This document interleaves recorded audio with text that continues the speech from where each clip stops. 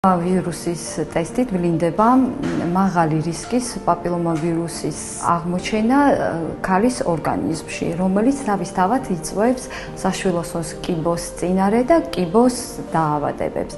დადებითი ტესტის შემთხვევაში ეს ნიშნავს იმას, რომ ქალის ორგანიზმში არის და არსებობს მაღალი რისკის ვირუსი. საყურადღებოა მე-16-მე-18 შტამების არსებობა, რომლებიც 70% შემთხვევაში იწვევენ საშვილოსნოს ყელის კიბოს.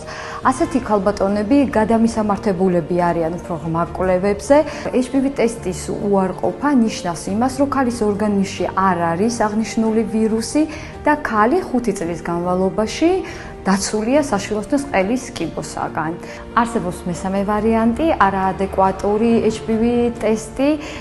ეს იმას ნიშნავს, რომ აპარატი ვერ კითხულობს და არ ხდება დიაგნოზის დასმა გარკვეული მიზეზების გამო, ან არაადეკვატური მასალა, ან სხვა ტექნიკური მიზეზები. ამ შემთხვევაში ქალბატონს ვიბარებთ 3 თვეში განმეორებით კვლევისთვის. ჩაიტარეთ სკრინინგი და იყავით დაცული.